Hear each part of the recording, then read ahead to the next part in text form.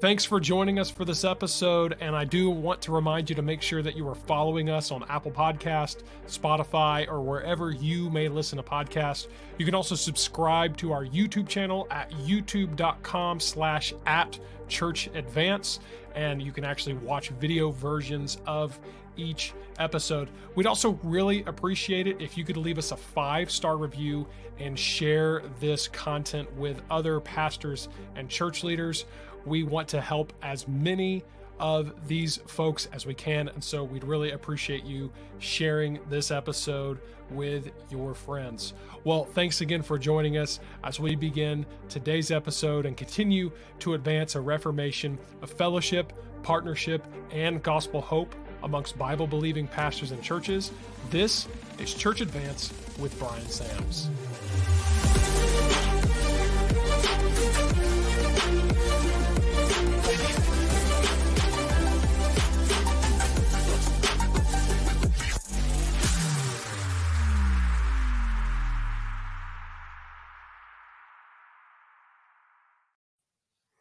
Hey, everybody. Welcome back to Church Advance with Bryan Sams. Listen, we are in the middle of a great talk on 10 tips to raising multiple children. And we left you hanging last time. Luke, about to jump back on this about number 5, don't raise entitled brats. So let's review real quick. And 1, each kid is unique and special to God. Number 2, expect respect is how I put it. Number 3, believe the most important work you ever do is within the walls of your own home. And then number 4, individual time to individual kids and time in general. And then number 5, what is it? Don't raise entitled brats. Look, all right. Look, take the rant. I'm looking forward to it. Ready? Here we go.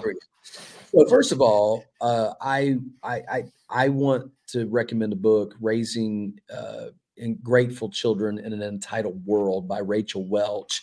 That book, man, really shook us up. And I want to recommend it to every parent. We'll put it in the show notes here as a link to Amazon. What a challenging book about a family that after engaging in missions, realized that they wanted to raise their kids a different way. And we have really taken that model in a world where everything is so handed to our children, affluence, access, so much. And I just refuse to let our kids be handed everything without a grateful spirit. So let me give you two ways in which we have fleshed this out. And it's frankly with money and with food. Okay. I am not going to let my kids grow up and have no concept of work, money, savings, effort, or anything. So we do not do allowance in the Sams house. We have commission is what we call it. And it's not even regular. It's based on certain things. My daughter has certain babysitting responsibilities and shopping responsibilities. My son, that's Brent, he's 11. He has yard work, trash, and instrument practice because he's a part of the worship team at our church, and I want him to work at that. And when those things are met, we drop money into their accounts. We then have a certain amount of money they need to save and a certain amount of money that they give, and then they can spend that money on whatever they want. And here's the rule of thumb, Luke. We tell them, your money is your money. We will provide for you everything that you need. We are going to provide your clothing. We're going to provide your food. We're obviously providing your shelter and anything related to school that you need. Books, project materials, things of that nature. But everything outside of that, you're responsible for. So let me tell you how that works. So if the family is going to eat out, that's my choice. I pay for our family to eat out, which is very rare, as you can imagine. But if my kids want to just go to my older 2 kids just want to go to Taco Bell just because they want to, that's on them. I never buy my kids Starbucks drinks ever for any reason, just never. If they want a Starbucks drink, they're going to pay for it, even if we're at Starbucks together. clothes. If they want, like, let's say my daughter and my son needed 2 pair of jeans for school, but they wanted this extra pair of jeans, that's fine, but you're paying for it. And so that's just the way it works. I mean, we have a no tolerance policy on that because I don't want my kids to be 18 and 19 years old and do not understand what a checking account is, do not understand the real cost of real goods and services, and not know how to function in society because everything was given to them. That is an absolute no-no. And so that to me is one of the best ways you can take the brattiness out of your kids is by not just giving them everything they want, buying them everything they think they want. We have gone real low key even on birthdays and Christmas. We do not do $500 birthday parties for our kids. Or $1,000. We just don't do it. We don't rent out the bounce house. We just don't do that stuff. It's low key, family, few friends with presents, cake at our house. And in fact, sometimes we lump some of our kids' birthday parties together because they're all so closely as far as their birthdays are concerned. I heard a rule of thumb one time on Christmas presents: get them something they want, something they need, something to wear, something to read. Give 4 presents. I mean, I've seen where kids have gotten 50 presents for Christmas or for their birthday, and half the time, you know how this works, Luke. Yeah, yeah. They're gonna get 50 toys. They're only gonna play with 2, and they're gonna play with the box more than toys, anyways. And it's just a waste of money. It's a waste of everything. And you're teaching the kids you can have whatever you want. That is not the way life works. So here's the second way we do it in a practical way. Food. Our kids do not have the option of what they eat and when they eat it. Just 2 nights ago, my daughter was committed. My youngest daughter, this is Ashley, she's 5. She was committed not to eat the soup that we made. And I said, Ashley, that is entirely your choice. You do not have to eat this soup, but you're not getting dessert, which in our house is fruit, and you're not getting anything else. So then she went to her room and just, I mean, absolutely threw a tantrum, and she got in trouble for it. And I looked at her and said, okay, you're going to stop throwing a fit. And I got one more question for you. Do you want to sit down and eat your soup, or do you want to go to bed hungry? And she said, I would rather stay in my room and not eat. I said, okay, Wow. You're not getting soup and you're not getting dessert. And there's been times where our kids have said, I'm not hungry. It's because they don't like something. We just leave it sitting on the table. Because if they come back and they say, I'm hungry again, guess what they're going to do? They're going to eat what they were supposed to eat in the first place. We just don't let them do that. That's just not the way it works. Because the fact is, this is not the way the world works, man. This is not the way the world works. And you need to be grateful for what you have. And you need to learn how to eat healthy, and you need to learn how to eat what you're given, and you need to learn how to be, frankly, grateful. And if it's all about you, what you want to do, what can you get, you're going to be a sub-zero productivity kid. And that's not what we want. So those are 2 areas we really hammer down on this thing, man. That's what I was saying, I think in the very first episode, like, one thing I have just been a stickler on that I will not change ever is with the eating habits of my children and giving them money. We just don't do it. And we are set on it. We are resolved. Here I stand, Martin Luther. I ain't moving. Okay. Yeah. And I hope it's working. I hope it's helping. Yeah, those theses they're nailed to the door. They are nailed to the door. Yeah. I do.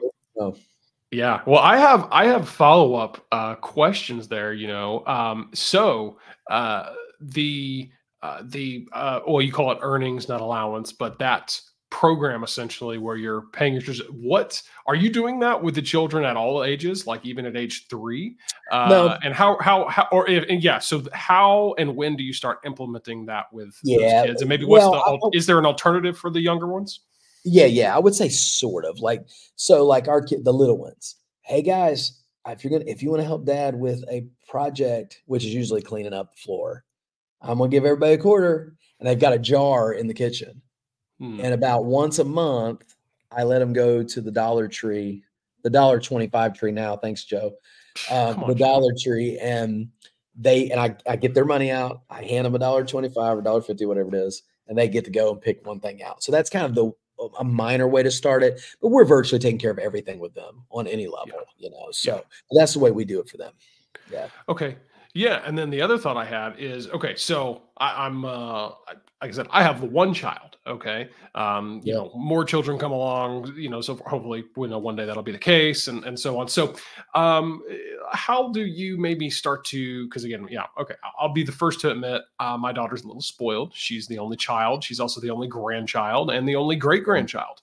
And so obviously I've already started to notice, I'm like, all right, things are going to have to start to change and so forth. So maybe what I'm asking is, how would we maybe make that transition from her having that sense of, okay, yeah, I do kind of get to get what not, and again, I don't want to give an idea that she's a spoiled brat getting everything she wants, but she does get a lot of what she asked for, at least at some point, whether it's, hey, wait for your birthday, wait for Christmas or whatnot. But I guess, how do you take a child and kind of retrain them maybe? Because I'm sure there's children even on a greater extreme that out there that maybe are spoiled brats and they need to be retrained. I don't know if that's the greatest way to ask that question. Well, I but, think the yeah. easiest way to explain it is, are you willing to have a little battle so that you can win the war? Yeah. If you want to change a behavior in a child, it can be chaos when you start with things like electronic dial back. Yeah. Phones dial back, different things like that we would change because we see bad behavior or bad patterns. Electronics is one of the biggest ones. You go down that road, you start peeling back electronics or timing or whatever, you're going to have a fire, kind of a firestorm on your hands. Well, that's okay. That's okay. I'll let you be upset and it'll be tense for a little bit, but ultimately we'll win. And I think that's the thing about kids. Kids will bounce back and be resilient, but I'm not willing to not confront a problem because I don't want to deal with the chaos. Another thing about like grandparents and stuff, we don't make a big deal about like grandparents buying stuff. We're pretty open game for that. But what we don't do is let them get away with stuff. So in other words, yeah, if you want to spend a bunch of money on the kids, we're not going to make a big fuss out of that. That's fine. We're not going to do it. You do it great. But now you're not going to let them be a bunch of heathen, and to where if they stay with you for a week or they're around you for a couple days, all of a sudden now I've got chaos on my hands. Now, that's more of a conversation between me and the grandparents than me and the kids. I might just say, look, man, if we're going to do this, you've got to uphold A, B, C, and D for us because you don't have to live with them. Now we're in a pretty good position in our situation. And my parents, honestly, they do spoil my kids. They buy for them. I mean, good night. They spend hundreds of dollars at Christmas and stuff like that. And look, I get it. But they do more like big stuff. Like they're going to they got the kids an iPad last year, all of them. Oh, wow. That's big ticket, right? Well, I mean, they didn't get a ton of stuff, but they got an iPad. Now, I ain't buying an iPad, Yeah. But anyways, but that's not as big of a concern for me as behavioral, attitudinal type things that you allow because you're just going to try to spoil them. I'm going to say no to my kids. My kids are going to get disciplined. You need to know that. And don't try to undo that for me. It's going to be a problem. So, but that's more of a conversation with the adult rather than the kid, I think. Okay. Yeah. Well, now let's just say in your case, you wanted to start taking a small step toward your daughter, essentially, or somebody else listening, who they've kind of been able to basically get their way. Sit down with them, start with a small commission-based thing, and give little wins along the way. I'm not going to say in the last 5 years I've not bought a kid a coffee drink because I have. But see what happens then? What does that mean when I do? This is cool. Yeah, the treat. This is cool, man. Dad bought me a Starbucks, or Dad bought me a sweatshirt, or whatever. I bought my daughter a sweatshirt on a college trip the other day. It was the most expensive sweatshirt I've ever paid for in my entire life. But it's something she didn't need. So technically she should have bought it, but I did it for her. Yeah. So little things like there's always exceptions to the rule when you've got a pattern going. But let's just say, it's clothing or food or eating out or Starbucks or something. Let's just use that with the typical kid. or Amazon. Just, you want it? Let's just order on Amazon. Okay, let's start working towards some stuff, but enable them to have the means to accomplish similar things. You know, like if you bought them a Starbucks every week or every day, hopefully not, then they're going to have to earn 2 of them instead of you buying 3 of them. Yeah. Yeah.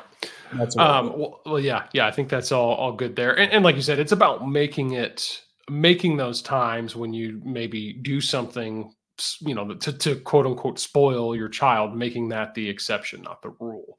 I think that's key there. So, okay. So that was number 5.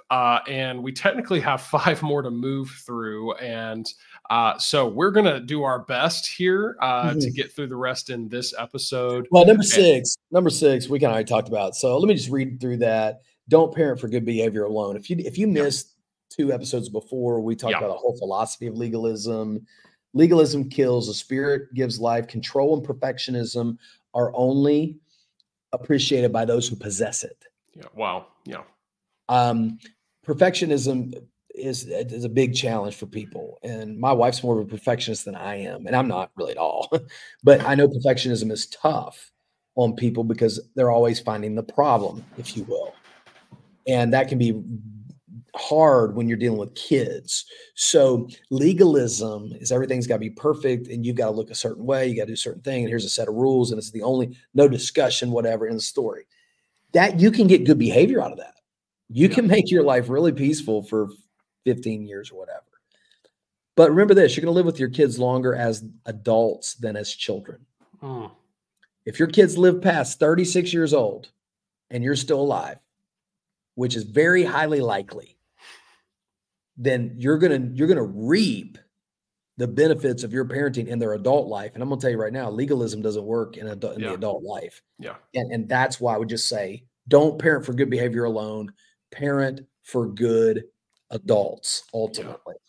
Yeah. And I'll throw this in there. I know we're trying to move along quickly, but I have seen it firsthand, again, kind of alluding to what we said back a couple episodes ago. Yeah. Legalism seems to work in the short term. Yeah. But it does not almost every time. It fails in the long term. Even those who were raised in maybe a more strict, traditional, conservative environment, I guarantee you, if they turn out in a way that is, you know, healthy, you have a healthy relationship with that person, it's because maybe legalism, you could say, oh, there was some scattered here and there, but there was relationship there. I've seen so many people now, my age that are grown adults that were raised in legalism, and their parents are just, they may have loved the control they had back then, but they are living in regret and even misery at times, thinking about now what has happened with the relationship that they have with their kids. And so, legalism kills. That's such a powerful statement. Absolutely. All right. So we do have to move on. We're going to look at number 7. As kids get older, learn how to let go. With all that in mind, as far as control, you have to learn how to let go. Yeah, you have to learn how to let go. You have to trust at some point that what you've been putting in them for 16 years or 17 years is going to guide them. If you have not instilled scripture values in them at this point, you're probably not going to. But if you have, trust it. Yeah. I mean, they're going to make mistakes. Kids are going to fail, just like their parents. I have to be willing to let them go. And I'm taking a huge step of faith. It's just working out that the best thing for my daughter is to finish her senior year at college as a dual enrollment student. I mean, she's moving away. Yeah. I think it's good for her academically. I think it's good for her socially. I think it's good for her in a lot of ways. And yet at the same time, it's a little frightening. But I have to believe, man, she's going to go do the things that she's learned. I can't control her every move. I can't control her phone anymore. Are you kidding me? I can't control her laptop anymore. She's going to need it for school. She's going to need to be able to communicate with people freely. I'm not saying I don't have my accountability software. I'm just saying the types of parental controls that I have had, I've got to trust at some point that it's going to be okay. And that starts when they're in high school at some level, when they're driving, when they're going out with friends, when they're going to activities that you're no longer a part of because they're growing up. And as we talked a little bit about that in the first episode as well, but I think as it goes on, you will see the benefit of letting things go and trusting the process ultimately. And that's tough, man. I'm living it right now, brother, right now. And I feel good though. I mean, I always wish things were better. I always wish things were different. I'm so proud and thankful for my daughter. At the same time, I see things that I wish were different or would want to be different, but I'm hopeful that the things that have been put into her are going to bear fruit now, and it's out of my control, man. Yeah. I mean, I have the time, and if I try to control them into their adulthood, well, that's not going to be beneficial for them at all. So you have to learn to let go, and there's no rule book for this, but it's got to be incrementally through their high school years. They have new friends, as they have, freedoms, job opportunities, sports teams, other relationships. You just let it go. Like my son. I mean, he's starting to hang out with friends. He's middle school. He went to a skate park the other night with a couple buddies from the neighborhood. I didn't go.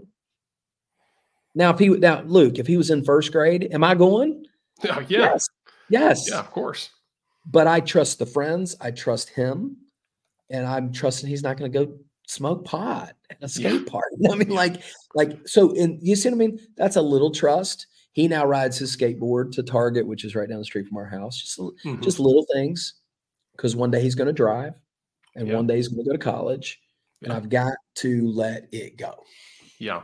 Well, it's like you said, you have to instill the scriptures and the teachings of scriptures into your kids, and just trust it. I mean, we would not want to take scripture out of context here on the Church Advance podcast with Bryan Sams, of course, but how often do we hear that God's word will not return void? We're reminded of that passage. Absolutely, Absolutely. And if you instill scriptures, the teachings of Jesus Christ, and the word of God into your children, you just have to trust that the Holy Spirit's going to do his work. You did your job. At the end of the day, each man is accountable for his own actions. Exactly. It would be I would be the failed watchman if I stood on the wall of their life and didn't give the warnings and didn't give the challenges. But if they don't listen to it, there's nothing I can do about it. So I think that's a parenting struggle, right? Like, what if my 20-year-old decides to do something different?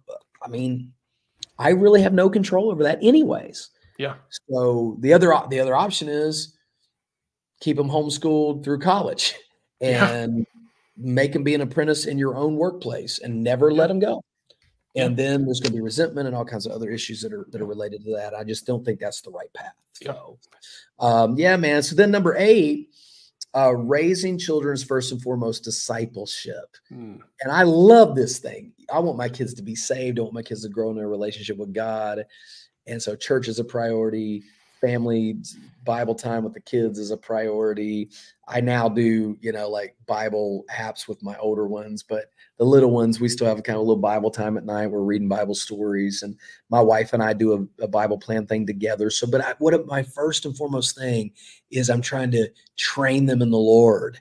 And it's not just to be good behaviorists. It's not just to produce this certain thing. I want them to know God. And so, man, that's the greatest discipleship opportunity you've got. 3 of my children were saved. My middle son got baptized last Sunday. I'm so thankful. My next child, Ashley, is asking a lot of questions. Braxton's a little too young probably, but that's the first and foremost thing I'm thinking about, their salvation and their sanctification. And so if you think about that, you're not just trying to make your life easier by having good kids. Yeah. You're trying to have kids that follow Jesus. Yeah. That is the kicker, man, right there.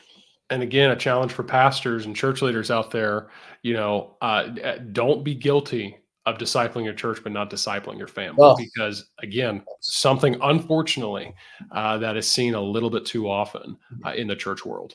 Yeah. Yeah. So, Bryan, I'm going to make an executive decision about number 9. We're going to touch on it, but we have touched on this in the past, and I think that we need to do an episode dedicated to this at some time. Yeah, because it's not just a problem for kids; it's a problem for everyone. But let's tease it just for sake of getting through these points. Number 9: crush the screen addiction. Yeah, man, you don't want your screens can't raise your kids; you have to raise your kids. screen addiction is a problem for a lot of people. I've been working with a guy in my church that has basically told me, I mean, he's basically lost the last 6 or 7 years of his life with his family because all they do is they're just on their screens. Mm. And we can do this. We can be trapped by this by not even thinking about it at home on our phones. Again, like I mentioned, I put my stuff up. Our kids have limited time. They are basically get a little screen time before they go to bed each night just to kind of watch and unwind. But just being forever on their iPads. No, we have it set up with screen times where they have times that are locked and times that are open and available. And it's just not going to be a thing. Our kids are not going to be hooked on screens. We're not going to let their lives be just entertained to death and screened to death. And so that's an important element for us. It's easier to let screens parent them, but it's not better. And we should for sure tackle that one. You got to crush that. You got to take that iPad away and have conversations. And certainly, man, this is a whole nother level, Luke. Like, if you do let them use it, maybe more than I would, do you know what they're doing? Yeah. Do you have control? Two quick things as it relates to parenting. I use Yippee and True Play. These are Christian-based apps. I don't know if you've seen these, Luke. They're great for kids. One's more video-based, sing-along, stories, videos, movies, and one's like games. They're Christian games. Like there's an Armor of God game, and it's really well done, man. Nice. Hey, I took everything else off there. They don't have Disney Plus. They don't have any of that stuff. Wow. Yeah. They have those two apps. They can play games and watch Christian videos, and that's all they can do. Yeah. Well, and another thing, especially if you're using iPhones, iPads, Apple has built that right into their software to where you can put very, very tight restrictions on a child's device. It is great, but there are a lot of parents that are too lazy to figure it out. And so that's something you have to take the effort to do. Go into the screen time settings, lock things down. You know, for example, after 1 hour of playing whatever game it is, it's going to kick them out and they have to come to you to ask for more permission. It is a beautiful thing. Yeah. If you, man, call us. Man, if you don't know how to do that, absolutely, man, let us know. I'd be more than happy to help because that's huge. And what a like mental lift from you. You don't have to worry about it. They're not going to be in their beds with their phones and stuff because they can't. Yeah. And they have a password. They do not know the password. There's a password that they don't have anything on. That's it. Only me and Angie know that password. So yeah. Well, again, we'll circle back to that at some point in the future, do more about that, and maybe something that can be even applicable to adults out there who are struggling with some screen addiction, because I think we all do at times. Yeah. All right. So the final number 10, pretty simple. Have fun. Have fun, man. Good night. They're kids. They want to have fun. They need to have fun. You need to play with them, man. You need to get in the pool and throw them around. You need to take them fishing. You need to play ball with them. You need to just have fun, man. Don't make everything about Drill Sergeant Academy. Man, look, have fun with the kids. Kids are fun, right? They love to have fun. They're laughing and giggling and running around. Get in there with them, man. Do what you need to do that. And ours, we're fortunate, man. We built a pool in our house. We used some equity from a home sale previously, and it's a win, huge win for us. Yeah. So we thank the Lord for it. That's like I said, most days starting now, we're recording this in April through October, man, it's pool almost every day. Yeah. So anyhow, yeah, man, it's praise the Lord. Have fun, man. Just don't let their childhood be filled without memories of absolute joy. Yeah. Find what your kids love to do and join them, and then teach them the things you love to do. Like for us, fishing and swimming and boating are things that are core to our family. Yeah. Exercise with my older kids. I mean, I work out sometimes with my son, and now he's getting ready to start getting into weights, which I'm into. You know, just let's do it, man. Let's do it together. Yeah. That's one of the keys to marriage too, is recreational activities. Angie and I do those things together, predominantly boating, swimming, and exercising. So, man, have fun, dude. Don't let this all be about the military. You're not a military boarding school, dude. Yeah. You're a family. We should have fun. And that's largely up to you as a parent. Yeah.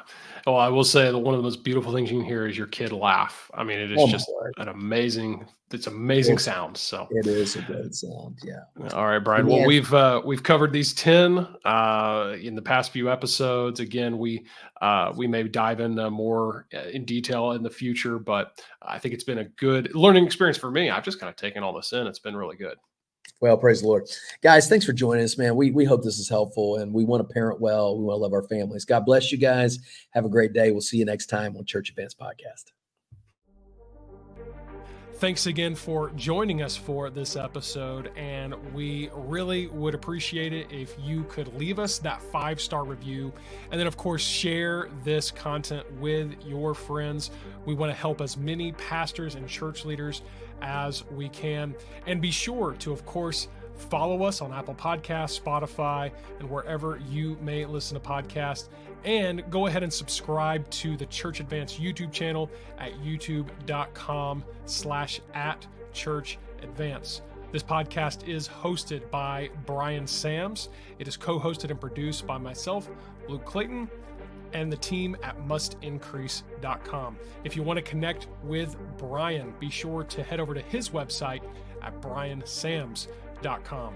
Well, we really look forward to seeing you again in the next episode as we continue to advance a reformation of fellowship, partnership, and gospel hope amongst Bible-believing pastors and churches right here on Church Advance with Bryan Sams.